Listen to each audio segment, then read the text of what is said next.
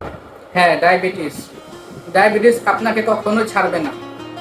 হ্যাঁ, আপনি ঠিক শুনেছেন। যদি আপনার পরিবারে কেউ ডায়াবেটিস হয়ে থাকে, তাহলে আজকের ভিডিওটি আপনার জন্য। চলুন আমরা শুরু করি।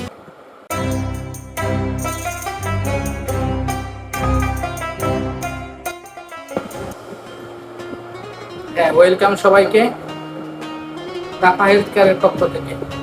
আমি আছি আপনাদের সঙ্গে মোহাম্মদ রুহুল আমিন। আজ আমরা কথা বলবো ডায়াবেটিসের ব্যাপারে। ডায়াবেটিস আমাদের কেন ভালো হবে না?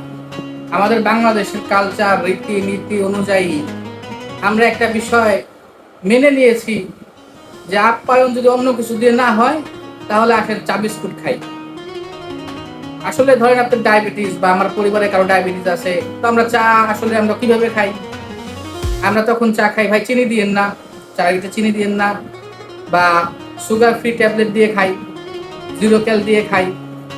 কিন্তু যখনই আমরা বিস্কুটটার সাথে খাই, তখন আমার সুগার লেভেল অনেক হাই হয়ে যায়। কেন জানেন? বিস্কুটটা তৈরি হয় ময়দা এবং তেল এবং চিনি দিয়ে, যেটার ভিতরে প্রচুর পরিমাণে সুগার বৃদ্ধিকারক উপাদান রয়েছে।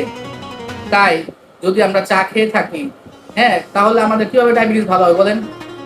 তাই আসুন সুস্থ থাকতে আমরা ভালো ভালো খাবার খাই, বাজে খাবার পরিত্যাগ করি, ভাজা পোড়া পরিত্যাগ করি, বাজারের প্যাকেটজাত খাবার পরিত্যাগ করি, বিস্কুট বা ময়দা জাতীয় খাবার পরিত্যাগ করি। সুস্থ থাকি, ভালো থাকি। যে কোনো প্রয়োজনে রাফা হেলথ কেয়ারের সঙ্গে যোগাযোগ করি। ধন্যবাদ। আল্লাহ হাফেজ।